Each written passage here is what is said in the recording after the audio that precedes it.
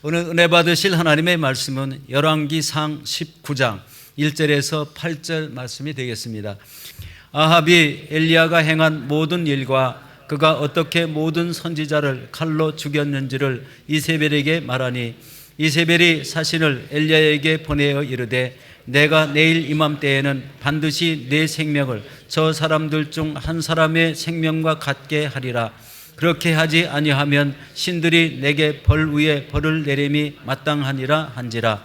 그가 이 형편을 보고 일어나 자기의 생명을 위해 도망하여 유다에 속한 브엘세바에 이르러 자기의 사환을 그곳에 머물게 하고 자기 자신은 광야로 들어가 하루길쯤 가서 한 로덴 나무 아래에 앉아서 자기가 죽기를 원하여 이르되 야훼여 넉넉하오니 지금 내 생명을 거두시옵소서. 나는 내 조상들보다 낫지 못하니이다 하고 노된 나무 아래에 누워 자더니 천사가 그를 어루만지며 그에게 이르되 일어나서 먹으라 하는지라. 본즉 머리맡에 숯불이 구운 떡과 한 병 물이 있더라. 이에 먹고 마시고 다시 누웠더니 야훼의 천사가 또 다시 와서 어루만지며 이르되 일어나 먹으라. 내가 갈 길을 다 못할까 하노라 하는지라. 이에 일어나 먹고 마시고 그 음식물의 힘을 의지하여 40주 40야를 가서 하나님의 산 호렙에 이르니라. 아멘. 할렐루야. 기도하겠습니다. 하나님, 부족한 종 강단 위에 섰습니다. 홀로 두지 마시고 성령 하나님 친히 역사하여 주시옵소서. 예수님의 이름으로 기도드렸습니다. 아멘. 지금 소개받은 정릉 베들교회 박태남 목사입니다. 다시 인사드리겠습니다. 저희 교회에서 하는 인사가 있습니다. 이렇게 처음 만나서 서먹서먹 할 때도 이 인사를 하면 금방 친해지더라고요. 아마 오늘 3부 예배까지 마치고 제가 그 숙소로 돌아갈 때쯤 되면 우리 벌써 친구가 돼 있을 거라고 생각이 되는데요. 옆 사람에게 이렇게 인사하겠습니다. 자, 옆에 분을 이렇게 보시고요. 특별히 가족 아니신 분들은 더 좋습니다. 인사하겠습니다. 올해가 가기 전에 밥 한번 사겠습니다. 인사하겠습니다. 죽으라고 안 하시는 분들 계세요. 보니 내가 그럴 줄 알았어. 하긴 뭐 성전에서 하나님 앞에서 한 약속을 안 지킬 수는 없고 그렇다고 밥 사긴 좀 그렇고. 오늘 여러분과 함께 나누실 말씀은 열왕기상 19장 1절에서부터 8절까지 말씀을 본문으로 엘리야의 그 이야기를 좀 함께 나누려고 합니다. 여러분 혹시 그 엘리야 신드롬이라는 말을 들어보셨나요? 이게 보통 정말 열심히 삶의 모든 것을 다 바쳐서 생명까지 내놓고 무엇인가를 열심히 했던 사람들에게 특별히 취약한 그런 심리적인 질병인데요. 삶의 모든 것을 다 바쳐서 무엇인가를 향해서 달려왔는데 정말 열심히 살았는데 여러분처럼 말이죠. 호주에 와서 뒤 돌아볼 틈도 없이 오늘도 어떤 분과 잠깐 말씀을 나누는데 한 30년이 지나니까 고국에 돌아가고 싶어도 갈 데가 없으시다라는 거죠. 정말 한 방향만 보고 여러분 사셨잖아요. 특별히 호주 분들은 더 부지런하신 것 같아요. 주일이 보통 한국에서 저희가 하는 주일 그 생활보다 한 4시간 정도 일찍 시작하시는 것 같아요. 여기 1시간 빠른데 제가 4시부터 일어나가지고 준비를 했거든요. 보통 한국 같은 경우에는 이제 주일날은 새벽 예배도 드리지 않고 하루 종일 이제 예배를 드려야 되니까 그래서 보통 저희가 첫 예배가 8시 반에 시작하는데 여기는 1시간이 빠른데 7시에 시작하니까 한국말 하면 6시인 거죠. 근데 그때도 많이 오셨더라고요. 그렇게 부지런하게 가족들 위해서, 특별히 자식들 위해서 정말 모든 걸 다 바치셨잖아요. 후회 없이 사셨잖아요. 근데 그런 사람일수록 이 엘리야 신드롬이라고 하는 정신적인 질병에 취약합니다. 왜냐하면 그렇게 살았는데 뭐지? 갑자기 그렇게 느껴질 때가 있잖아요. 여긴 어디? 나는 누구? 뭐 현타라고들 얘기를 하는데 그렇게 열심히 했는데 뭐가 바뀐 거지 도대체? 그래서 내 삶에 어떤 열매들이 있는 거지? 갑자기 뒤를 돌아보기가 무서울 만큼 연약해지고 심리적으로 무너져 버리는 상황. 보통 그런 것을 우리가 엘리야 신드롬이라고 얘기를 합니다. 오늘 본문 말씀은 바로 그 원조이신 엘리야 선지자에 대한 이야기죠. 여러분, 정말 충격적입니다. 오늘 4절 말씀에 보니까 엘리야가 자기 자신은 광야로 들어가 하룻길쯤 가서 한 로뎀나무 아래 앉아서 자기가 죽기를 원하여 이르되 여호와여 넉넉하오니 지금 내 생명을 거두시옵소서. 나는 내 조상들보다 낫지 못하니이다 하고. 여러분 믿어지십니까? 이게 엘리야입니다. 엘리야가 주변에 있는 모든 사람들을 다 물리고 항상 그림자처럼 쫓아다니던 사환까지도 멀리 보내고 혼자 남습니다. 다 귀찮은 거죠. 그래서 혼자서 오늘 말씀 보니까 하룻길쯤을 사막 한가운데로 걸어갑니다. 아무도 없는, 정말 사람이 보기에 싫어진 거죠. 주변에 누가 있는 것 자체가 부담스러운 그런 상황이었던 것 같아요. 그래서 혼자서 호롤단신 사막을 하루쯤 걸어가서 너무 지친 나머지 로뎀나무 아래에 앉아서 쓰러져서 잠이 들었다. 성경은 이야기하고 있습니다. 로뎀나무는 많이 커야 1m에서 2m 정도 자라는 이 사막 한가운데 아주 척박한 상황에서 자라는 그 부시 같은 그런 나무입니다. 그러니까 사실 나무라고 하기보다는 덤불이라고 말하는 게 맞을지 모르겠어요. 사막 한가운데 있는 나무가 무슨 잎이 크겠습니까? 그늘을 만들겠습니까? 그러니까 정말 아무것도 없는, 그저 그나마 아이고 로뎀나무가 거기 있었다는 것만 해도 감사할 만한 그런 상황에서 그 얼마 되지 않은 그늘 밑에 머리를 숨기고 지쳐서 쓰러졌다고 하는 말은 지금 엘리야의 상황이 어떤가 하는 것을 우리에게 짐작하게 합니다. 근데 이게 엘리야잖아요. 여러분 무슨 일이 있었습니까? 여러분 너무 잘 아시는 얘기예요. 오늘 우리가 19장을 읽었는데 18장에 성경에 기록된 승리의 역사 속에 가장 위대한 역사 중에 하나죠. 제가 보기에는 제 생각에는 홍해바다를 건넜던 이스라엘 백성, 홍해바다를 건너고 난 후에 뒤를 쫓아오던 바로의 군대가 수장을 당하잖아요. 엄청난 승리였죠. 하나님의 승리였죠. 그것만큼 거기에 비길 만한 그런 승리의 장면이 열왕기상 18장 바로 전장에 나옵니다. 갈멜산 위에서의 영적 전투죠. 여러분 850명입니다. 어떤 성경학자들은 거기에 그 아세라 신을 섬기던 선지자들은 가지 않았다. 그래서 한 450명으로 추측하는 사람도 있습니다만 850명으로 생각합시다. 여러분 850명의 이방신을, 바알신을 섬기고 그리고 아세라 목상신을 섬기는 선지자들과 지금 맞붙었잖아요. 혼자입니다. 엘리야가 혼자일 뿐만 아니라 정말 속이 상한 건 마땅히 엘리야 편에 서줘야 할 이스라엘의 왕과 그리고 이스라엘 백성들이 쭉 둘러서서 구경만 하고 있는 거예요. 그러니까 정말 혼자입니다. 수많은 사람 속에 혼자입니다. 가끔 우리가 느끼는 것처럼 말이죠. 옆에 함께 살아온 아내가 있고 남편이 있고 가족이 있는데 왜 나는 혼자인 것 같지? 이런 느낌이 들 때가 있을 거예요. 그런데 그런 상황에도 엘리야는 굴하지 않았어요. 고개를 들어 그 문제 너머에 있는 하나님을 바라봤죠. 그리고는 외칩니다.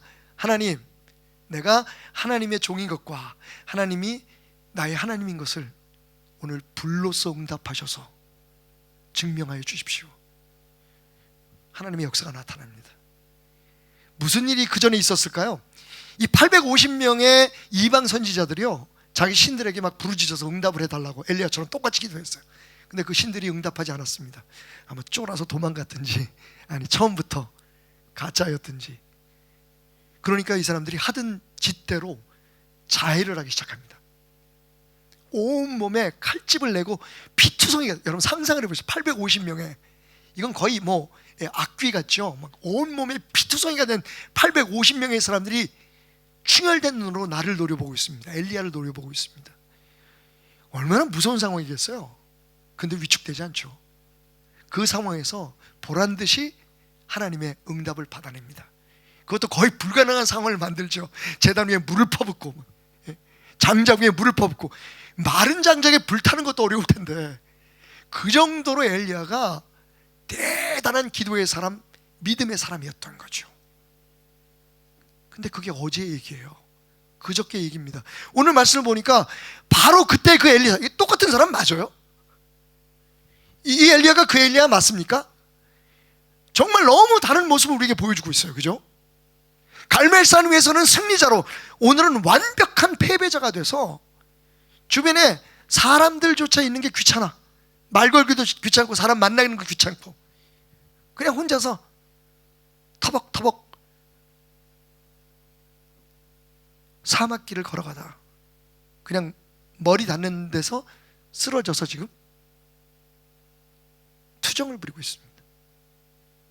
하나님, 차라리 저를 죽여주십시오. 저 할 만큼 했습니다. 이런 얘기죠. 여호와여 넉넉하오니 야훼 God, enough is enough. 먹을 만큼 먹었습니다. 할 만큼 했습니다. 나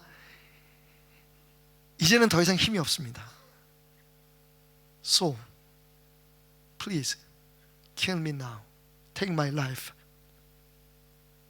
내 삶을, 내 생을 마감시켜 주십시오라고 기도합니다. 여러분, 어떻게 이런 일이 있을 수 있을까요? 그 이유를 아는 건 그렇게 어렵지 않습니다. 오늘 제가 여러분 오셔서 좀 놀라셨을 거예요, 그죠? 원래 저는 제 그 주일 예배도 이렇게 세팅을 하고 예배를 드리기 때문에 여러분 좀 양해를 해주시. 가끔 이렇게 좀 다른 밥을 드실 필요도 있잖아요, 그죠?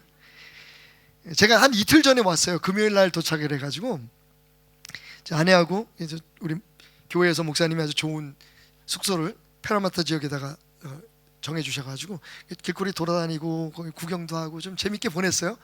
근데 그래도 시간이 많이 남잖아요. 시내기니 남을 때 저는 제 아내하고 이렇게 호텔방에서 이런 짓을 합니다. 얼굴을 좀 찍어봤는데 이게 깨졌어.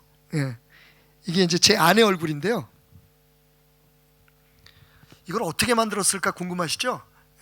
나중에 조용히 찾아오시면 알려드리겠습니다. 제 얼굴은 아침에 일부 예배 드릴 때 깨져버려가지고 여러분 이게 흙으로 만들었어요. 이걸 만들면서 되게 저는 하나님이 놀랍게 생각됐어요. 이거 만드는데 그 얼굴 두 개 흙으로 진흙으로 빚어서 만드는데, 찍어서 만드는데 한 2시간 걸렸거든요. 하나님은 어떻게 이렇게들 다 예쁘게 섬세하게들 만드셨을까? 여러분 창세기 2장 7절에 보면 우리가 뭘로 만들어졌다고요? 흙으로 만들어졌어요. 사실 지금 여러분들은 막 피부도 너무 빛나시고 아름답고 머리도 좀 신경 쓰셨네요. 화장품 뭘 쓰시는지. 근데 여러분 다 벗겨내면 사실은 원래의 모습으로 돌아가면 우리는 뭐다? 흙이에요. 한번 옆에 분 이렇게 만져보세요. 흙 떨어져. 하드웨어는 흙이에요. 그죠? 그런데 하나님께서 그렇게 만드신, 흙으로 만드신 인간에게, 제가 이거 보면서 어떻게 한국에서 가져오다 보니까 우리 김범석 목사님 닮으신 것 같아요. 안경만 끼면. 그죠? 잘생겼다는 얘기예요, 목사님. 머리가 좀 많아서 그렇지. 죄송해요, 목사님. 그렇다고 뭐 내가 숱이 많다는 얘기를 하는 건 아니고 저도 뭐 이제 다 빠져가지고. 이렇게 하나님께서 흙으로 만드셨을 때 모습이 이랬을 거예요, 그죠? 이랬을 거예요. 이건 지금 깨져버렸는데. 그렇게 흙으로 빚으시고 코에다가 생기를, 이게 좀 이상하다. 저 원래 성적 취향이 그렇지 않습니다만 어쨌든 은혜를 위해서 코에다 생기를 불어넣으시니 저와 여러분처럼 살아있는 존재, living being이 된 거예요. 생명이 됐다고 얘기를 하죠. 살아있는 영이 됐다는 거. 그러니까 사실은 좀 지나친 그런 비약일 수 있지만 우리 몸은 그냥 그릇인 거예요. 톡인 거예요. 이 안에 영이 없다면 우리는 아무것도 아닌 거죠. 그래서 사도 바울은 얘기하기를 우리가 육을 따라 살면 반드시 죽을 거라고 얘기를 합니다. 흙이니까요. 그죠? 그러나 하나님께서 우리에게 부어 넣어주신 생명, 성령으로 살아가면, 영으로 살아가면 우리는 반드시 살게 될 것이다. 여러분, 이게 우리 인간이에요. 다시 한번 잘 보십시오. 이게 우리 인간이에요.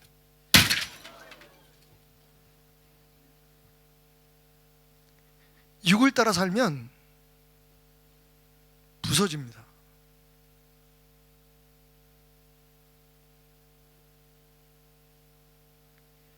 우리 인간은 깨지는 존재예요. 이제 좀 이해가 가십니까? 여기 오늘 말씀해 보니까 왜 엘리야가 어제 그 영적인 승리자 영웅이 빅터가 오늘은 이렇게 나약한 루저가 되어버렸을까? 답은 간단해요. 어제는 영으로 살아 있었거든요. 사무엘처럼 영을 따라 살면 받는 듯이 살 것이다. 하나님의 영으로 사니까 주변에 어떤 문제가 아니라 하나님을 주시할 수 있었던 거죠. 그런데 순간적으로 무슨 이유였는지 엘리야가 육적인 존재로 바뀌게 됩니다. 한 사람이, 여러분, 우리도 똑같습니다. 우리가 막 은혜를 받고 하나님 은혜 가운데서 열심히 승리하는 삶을 살다가도 우리 앞에 어떤 문제가 오든지 어떤 어려움이 있든지 잘 이겨나가더라도 정말 아무것도 아닌 문제 때문에, 어떤 사람의 말 한마디, 눈빛 하나 때문에 무너질 때가 있어요. 당연한 겁니다. 심지어는 엘리야도 그런데 우린들 어떻겠습니까? 심지어는 여러분, 사도 바울이 얘기하잖아요. 내가 내 육신을 이겨낼 수 없다. 내 마음으로는 정말 하나님의 법을 따르려고 하지만, 그러니까 영적으로 살려고 하지만 내 안에 또 다른 법이 있어서 나를 자꾸만 멸망으로 이끌어간다. 그게 육적인 감각, 육적인 본능을 의미하는 거죠. 여러분, 오늘 이 설교를 주님 만나는 날까지, 영원한 승리자로 하나님 앞에 선 그날까지 기억하시기를 주님으로 축원드립니다. 여러분, 눈 깜빡할 사이에 깨지는 게 우리예요. 그래서 선자는 넘어질까? 알기는. 근데 이게 항상 우리 안에 기억되지 못해요. 그렇게 살지 못하잖아요. 그래서 그렇게 사랑스러웠던 사람들이 갑자기 보기 싫어질 때가 있고, 정말 평생을 자녀들 교육시키고 우리를 살게 했던 그 직업이 너무 지겨워지고, 진짜 심각한 문제는 교회에 오기가 싫어지더라고요.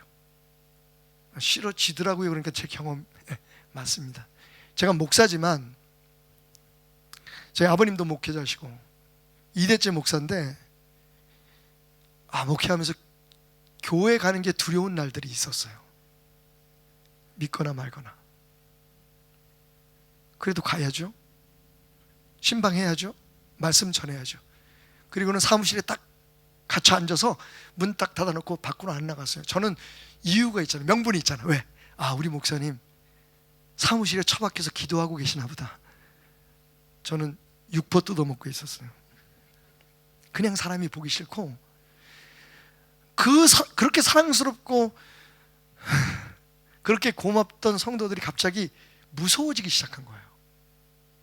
그런 기간이 한 1년 반쯤 지나면서 하나님께서 저를 치유하시고 회복시키는 역사를 경험하게 되었죠. 그 이후로 저는요, 항상 깨어있으려고 노력합니다. 왜냐하면 저는 여전히 저이기 때문이죠. 언제 또 제가 육적인 저의 감각과 본능에 사로잡혀서 또 무너질지 주저앉을지 모르기 때문입니다. 제가 찬양하는 이유, 제가 하나님께서 부르시는 곳이면 어디든지 가서 열심히 말씀을 전하는 이유는 그렇게 제 눈에 주님만 보이기를, 제 마음이 주님만 향하기를 원하기 때문입니다. 여러분, 그러면 왜 엘리야는 이렇게 영적이었던 사람이 육적인 사람으로 무너져 내릴 수밖에 없었을까요? 3절에 그 첫 번째 이유가 있습니다. 그가 이 형편을 보고 일어나. 뭘 봤다고요? 갈멜산에서는 뭘 봤습니까? 그때는 형편이 어땠는데요? 지금부터 더 나빴어요. 그죠? 20년, 30년 호주에서 사신 여러분들에게 묻고 싶습니다. 여러분 지금 형편은 어떻습니까? 여러분 처음 40년 전에 30년 전에 왔을 때에 그때의 한국인으로서 호주에 사는 여러분들의 형편은 어떠셨나요? 지금 훨씬 좋죠. 근데 그때만큼 여러분의 마음속에 주님을 의지하시고 여러분의 마음속에 삶에 대한 용기와 힘이 솟아나고 있습니까? 오늘 말씀 보니까요, 형편은 훨씬 나아요. 산보다. 산에서는 아까 말씀드린 대로 850명의 피투성이 된 사람들과 주변에 있는 바이스탠더들, 그냥 지켜만 보면서 어떻게 하나 보자 구경하는 그 사람들만 잔뜩 있었잖아요. 오늘 엘리야가 사막으로 도망가는 이 형편은 어떤 형편이었냐면요, 이세벨이라고 하는 여자가 악녀죠. 그 850명의 이방 선지자들을 부렸던 왕비입니다. 그 이세벨이 자기가 부리던 850명이 다 엘리야의 손에 의해서 죽었다는 이야기를 듣고 엄포를 놓죠. 엘리야한테 사신을 보냅니다. 메신저를 보내서 뭐라고 얘기하냐면, 네가 내 사람들에게 한 것처럼 똑같이 너를 그렇게 하겠다. 목을 따겠다는 거죠. 만약 내가 그렇게 내일 이맘때까지 그렇게 못하면 내가 믿는 신이 나를 가만두지 않을 거다. 그러니까 자기가 믿는 신에게 맹세하면서 엘리야를 죽이겠다고 엄포하는 게 형편이에요. 그걸 보고 지금 엘리야가 도망갔다 얘기합니다. 근데 여러분, 여기서 우리는 놓치지 말아야 될 게 있죠. 이세벨이 누구를 보냈다고요? 사신을 보냈다고 말씀드렸죠. 만약에 죽이려고 했으면 누굴 보내야 맞는 걸까요? 군대를 보내야죠. 자객을 보내야죠. 이세벨이 엘리야를 죽일 생각이 처음부터 없었을 수도 있어요. 아니, 심리적으로 보면 이세벨은 어쩌면 엘리야가 두려웠을지도 몰라요. 그죠? 이세벨은 그 갈멜산 꼭대기에 없었습니다. 그런데 자기 남편, 그 바보 같은 왕 아합을 통해서 이야기를 전달받은 거죠. 야, 엄청난 일이 있었어 여보. 산 꼭대기에서 하나님의 불이 떨어져가지고 그 젖은 제단에 있는 모든 송아지와 그리고 나무를 불태우는데 와, 가관이었어. 하나님이 놀랍게 역사하셔서. 근데 여보, 안타깝게도 그 일로 인해서 그 산에 있었던 당신이 부리던 850명 그 모든 선지자들이 다 죽었어. 엘리야가 강가로 끌고 가서 전부 다 목을 베서 죽였어. 여러분, 간접적으로 얘기를 들었지만 이세벨은요 아마 소름이 끼쳤을 거예요. 하나님이 정말 살아계신 유일하신 야훼 하나님이라는 걸 알았잖아요. 그죠? 증거를 봤잖아요. 근데 그럼에도 불구하고 이 엘리사를 그냥 살려두기는 너무 아까운 거야. 뭔가를 해야 되는 거야. 그래서 결정되는 게 뭐냐면 사신을 보낸 거예요. 메신저를 보낸 거예요. 가서 협박해. 가서 겁줘. 너 내일 너 죽일 거야. 근데 진짜 죽이려면 그렇게 안 죽여요. 그죠? 이세벨이 실세인데 군대를 보내지, 아니면 잘 훈련받은 자객들을 보내지, 왜 사람을 보내서 입으로 겁을 줍니까? 사실 저는요, 분명히 그 순간에 이세벨도 엘리야에게 겁을 먹었을 것이다 라고 하는 추측을 갖습니다. 근데 여러분, 엘리야가 오히려 그 상황에서 도망을 갑니다. 그보다 더 안 좋은 상황에서는 하나님께 의지하고 기도한 그 엘리야가 지금은 그보다 훨씬 더 나은 상황인데도 불구하고 도망을 가요. 왜 그랬을까요? 육적인 눈으로 바라보고 육적인 마음으로 그 상황을 판단했기 때문입니다. 이런 거죠. 고백한 것처럼 하나님, 나 할 만큼 했습니다. 내가 무슨 죄를 졌습니까? 내가 무슨 왜 나쁜 짓을 했습니까? 저 그냥요, 하나님의 영광을, 하나님이 야훼 하나님이 하나님이라는 것을 이스라엘 백성들에게, 전 믿지 않는 자들에게 알게 하기 위해서 제 목숨 내걸고 싸웠습니다. 근데 저를 이렇게 대접하십니까? 이 형편이 뭡니까? 사실 우리들의 문제가 그거죠. 열심히 했는데 일은 나 혼자 하는 것 같아. 여러분 제가 말씀드렸죠. 이 엘리야 신드롬은 설렁설렁 교회 섬기고 설렁설렁 사는 사람들한테는 안 걸리는 병이에요. 정말 열심히 일하다 돌아보니까 아무도 없어. 부엌에 나 혼자만 있어. 죄송합니다. 오늘 보니까 여러분들이 많이 하시대. 우리 교회 얘기하는 거예요. 우리도 지금 고민입니다. 이 코비드가 지나고 난 다음에 점점 봉사하시는 분들이 적어들어요. 그죠? 그래서 많은 고민들이 있는데 뭐 하나님께서 다른 계획들이 있으시겠지만, 정말 교회 정말 어렵고 힘들 때 교회에 아주 중요한 직분을 맡아가지고 열심히 일했는데 어느 순간에 딱 돌아보니까 나 혼자 일해. 다른 사람들은 잘 구경하는 것 같고 없는 것 같아. 게다가 아무것도 달라진 건 없어. 이러면 상처가 되는 거죠. 엘리야처럼 무너지는 거예요. 아니 내가 목숨을 걸고 이렇게 싸우는데 그 이후에 달라진 게 없어. 그렇다고 해서 이스라엘 백성들이 하나님을 믿게 되느냐? 그것도 아니야. 그냥 나만 산꼭대기에서 혼자서 길길이 날뛴 거야. 목숨 내걸고 나 죽어도 좋아. 하나님이 하나님 된 것을 이 백성들에게, 무지한 백성들에게 알리소서. 정말 모든 걸 다 쏟아서 그 위기에서 버텨냈는데 오 마이 갓, 아무것도 안 변했어. 거기다가 나 혼자 남았어. 여러분 제가 혹시 여러분들에 대해서 무엇인가를 이야기를 해도 이해해 주시기 바랍니다. 저도 미국에서 11년 동안 이민교회를 섬겼던 사람이기 때문에, 이번에 제가 복음을 하나 들었잖아요. 요즘 여기서 제일 핫한 게 뭐냐고, 제가 이제 은퇴가 얼마 안 남아가지고 혹시나 호주에 오면 먹고 살 수 있을까 그랬더니 할렐루야. 여기 요새 뜨는 것 중에 하나가 그 웨이지가 좋은 게 웰딩이라 그러더라고요. 용접하는 거. 제가 그걸 좀 하거든요. 미국에 있을 때 제가 철공소에서 이렇게 아르바이트를 하면서 지금 매형이 이제 사장님이셨는데 뭐 조잡한 물건들 만드는 거죠. 어쨌든 그걸 하면서 4년 동안 공부를 했어요. 학교를 다닐 때.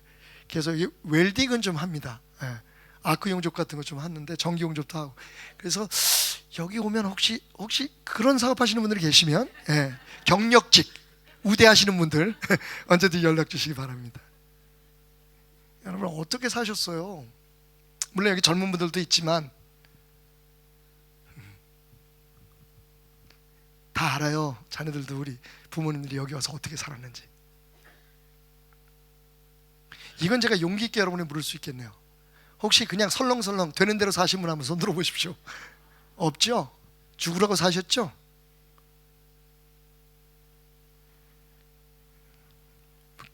아침에 기분 나쁜 일 있으셨어요? 대답을 안 해. 알아, 우리 다 알아. 저도 그랬거든요. 저 진짜 목에 목숨 내걸고 했거든요. 근데 어느 순간 딱 보니까 나 혼자야.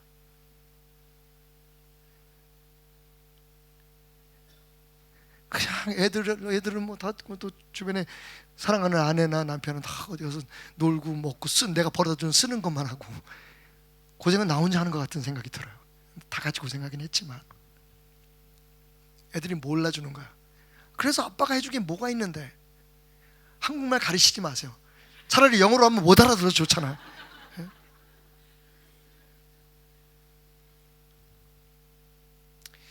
같은 이불 덮고 부딪히며 살았던 그 사랑하는 사람도 어떨 때는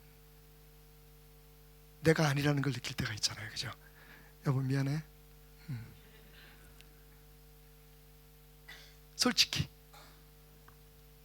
사실은 진짜 그래서가 아니라 내 마음에 상처가 돼서, 내 마음이 상해서 병이 들어서 그럴 때가 있잖아요. 그죠?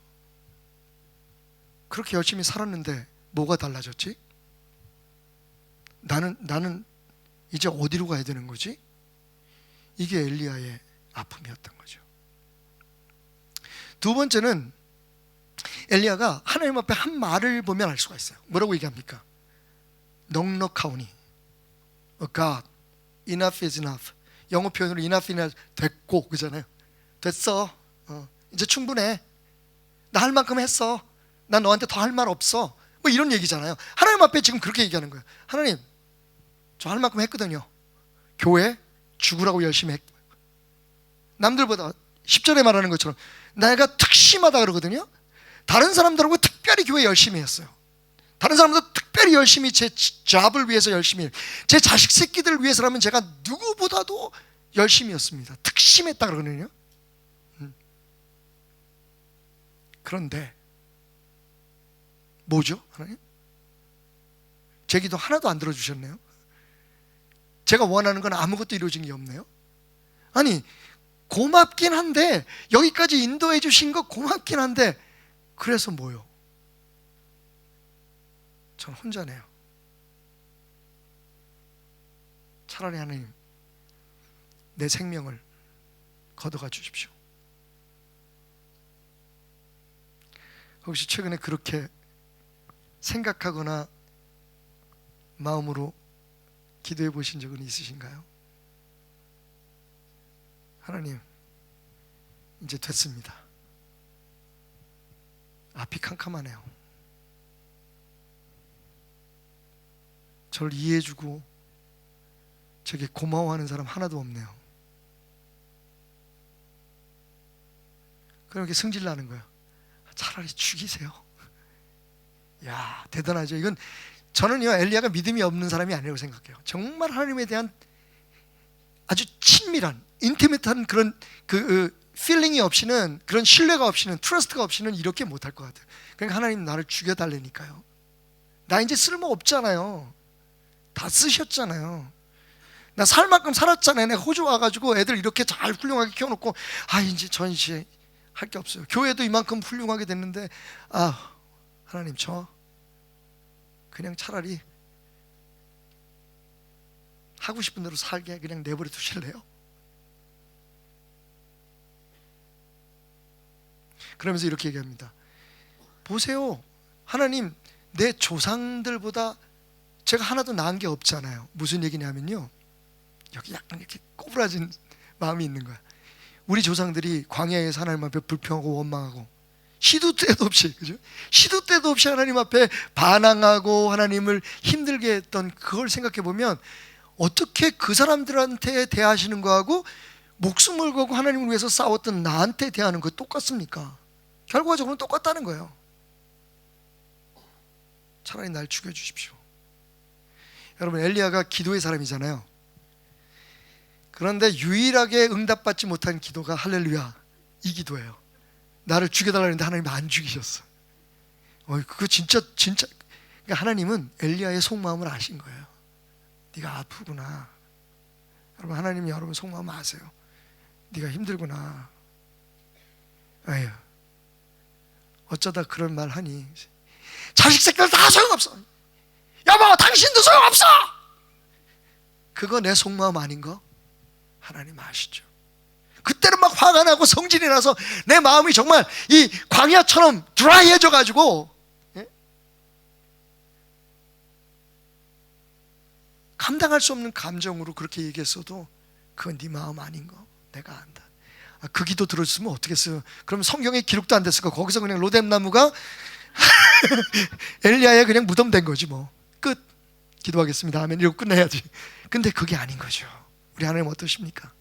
그렇게 불평하고 원망하고 육신을 따라 생각하고 살고 느끼고 판단하다가 무너져버린 하나님의 사람, 소위 하나님의 사람에게 다가오십니다. 여러분, 우리 대한민국 사람들이 무슨 민족이라고요? 배달의 민족. 한국의 배달 문화가 장난이 아닙니다. 그 배달이 그 배달인지 모르지만 빠바바바바밤 이러면 그냥 아침 새벽에, 요새 컬리니 뭐 이런 거 들어보셨죠? 아침에 딱 문 열고 나가면 신선한 음식들이 다 와 있어요. 우리가 무슨 민족? 배달의 민족이죠. 그 배달의 민족의 원조가 누구신 줄 아세요? 하나님이세요. 오늘 말씀 보세요. 하나님께서 그 하룻길 되는 사막 한가운데 천사를 보내십니다. 이 천사가 날개에다 뭐라고 썼는지 아세요? 왼쪽 날개 배, 오른쪽 날개 민, 배달의 민족 이렇게 썼어요.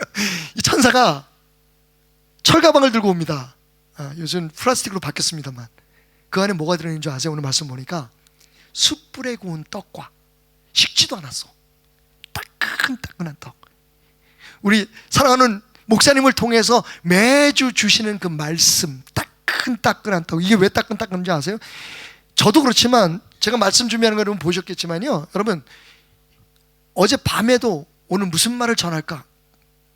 지금 제가 하는 말씀은요, 사실은 어디선가 전했을 수 있는 말씀이에요. 하지만 이거 분명히 따끈따끈합니다.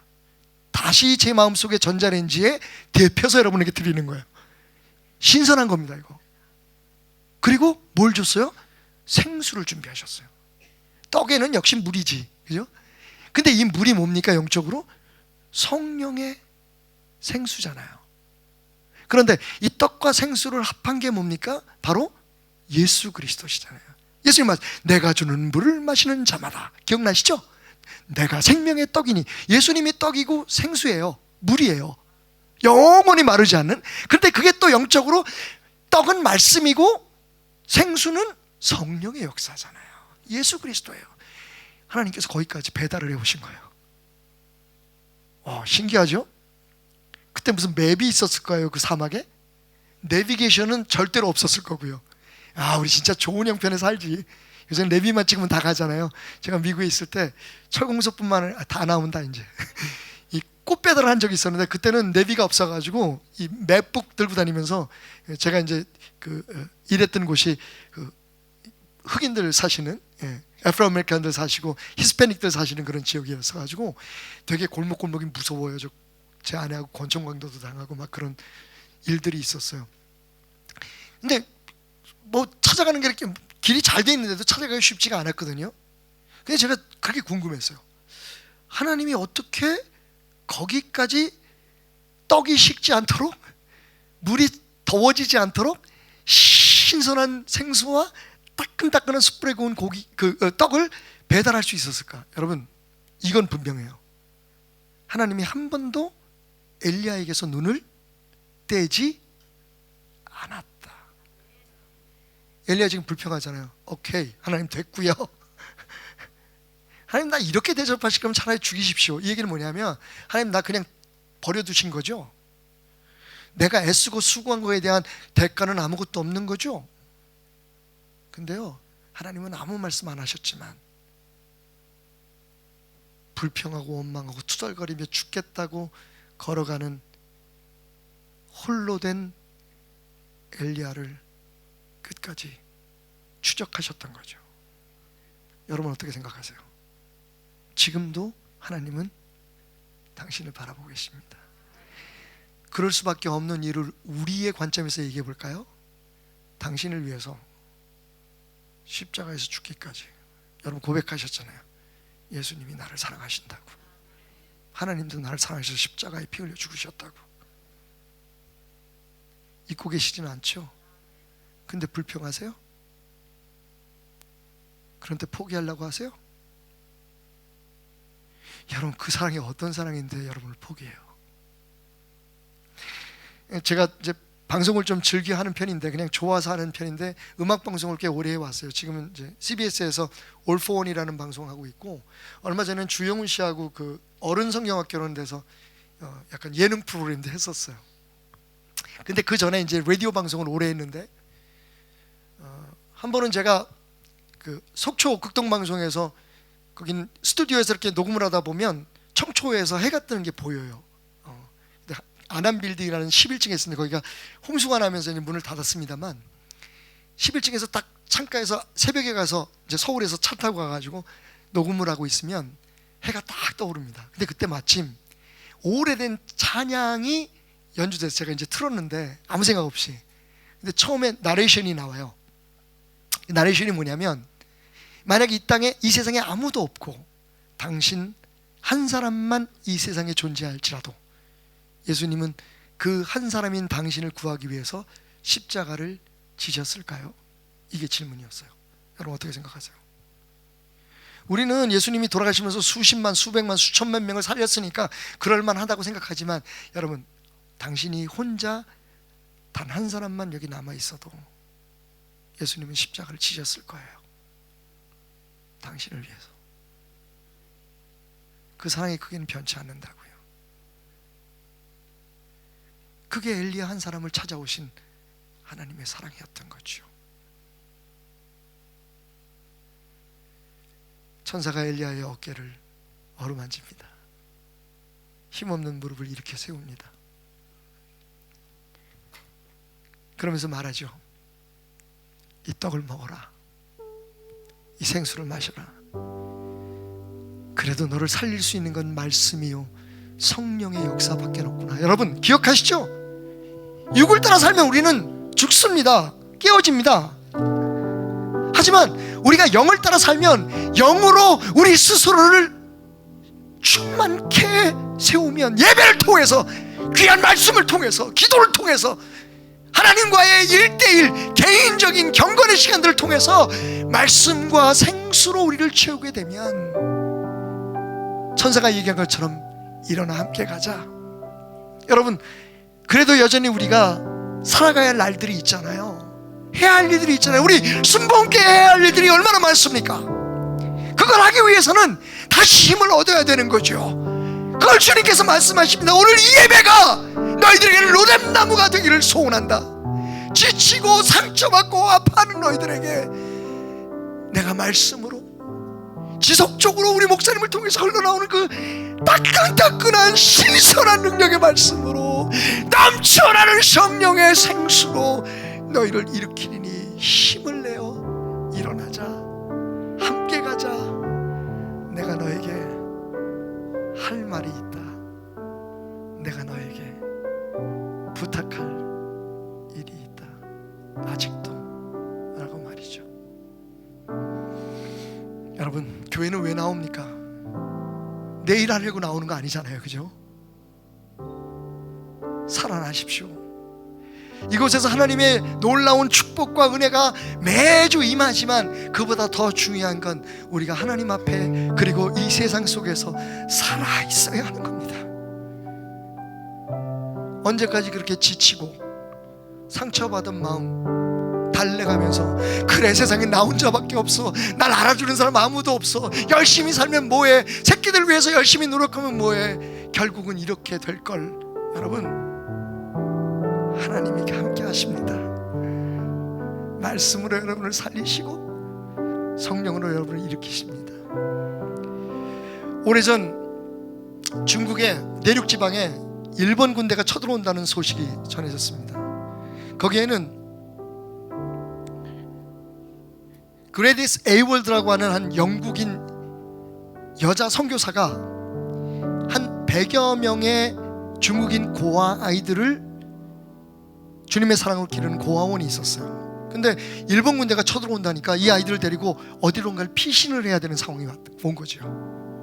그래서 몇 명의 중국인 보모들과 함께 이 나이가 많으신 그레디스 선교사님이 그 100명의 아이들을 등에 업고 안고 손을 잡고 산을 넘어서 저 먼 도시로 피난을 가기로 결정을 합니다. 여러분, 그 험한 중국 내륙 산을 하나 넘었어요. 그리고 두 번째 산을 넘다가 80이 넘은 이 할머니 여성교사님이 더 이상 갈 수가 없어서 그냥 주저앉고 맙니다. 가슴에 안고 있던 아이를 땅에 내려놓고 엉엉 울기 시작하죠. 그때 13살짜리 중국 여자아이가 선교사님에게 다가옵니다. 아이들은 그 선교사님을 엄마라고 불렀죠. 마미, 지난 주일날 우리에게 말씀하셨잖아요. 이스라엘 백성들 앞에 홍해가 가로막고 있을 때 하나님께서 그 홍해를 가르셔서 길을 내셨다고요. 마미, 여기서 주저앉으시면 안 되잖아요. 하나님이 우리와 함께 하시잖아요. 근데 그 말을 듣는데 부끄럽기도 하지만 위로가 되지 않았어요. 그래서 이 선교사님이 그 아이에게 이렇게 얘기합니다. 얘야, 네 말이 맞다. 하지만 이 엄마는 모세가 아니잖니. 엄마는 더 이상 한 걸음도 움직일 수 없을 만큼 지쳤단다. 그리고는 고개를 들어서 눈물 고인 눈으로 하늘을 쳐다보고 있는데 이 아이가 당돌하게 이렇게 얘기합니다. 맞아요, 엄마. 엄마는 모세가 아니죠. 하지만 하나님은 여전히 하나님이시잖아요. 그 말 한마디, 그 지친 무릎을 다시 뻗고 일어나서 아이들의 손을 잡고 두 개의 산을 넘어 아이들을 완전히 보호할 수 있는 곳으로 옮길 수 있었다고 합니다. 여러분, 맞습니다. 여러분, 우리는 엘리야가 아니고 모세도 아니고 다윗도 아닙니다. 더욱이 사도 바울처럼 그렇게 담대하지도 못합니다. 하지만 그때 그 하나님, 버려진 한 사람의 생명, 아니 스스로 하나님을 원망하고 떠났던 그 엘리야를 끝까지 추적하셔서 찾아오신 그 하나님, 그 하나님이 이 부족하고 연약한 박태남 목사의 하나님이고, 우리 겸손하고 존경스러운 김범성 목사님의 하나님이고, 그리고 지금 지쳐서 힘들어하는 사랑하는 사람에게조차 말할 수 없는 마음의 상처와 아픔들과 후회로 아파하는 당신을 찾아오시는 바로 그 야훼 하나님이신 것을 기억하시기 바랍니다. 우리 함께 잠시 기도할 텐데요, 그 하나님의 손길이 느껴지시길 바랍니다. 왜냐하면 그 사막뿐만 아니라 이 호주 아웃백, 여기는 뭐 아웃백도 아니다, 이 영적으로 피폐하고 혼란한 더 열심히 바로 하나님을 믿으려 했기 때문에 더 많은 상처와 아픔을 안고 있는 우리 교회에 그 하나님이 찾아오셔서 여러분들을 위로하시고 여러분들을 축복하시고 계시기 때문입니다.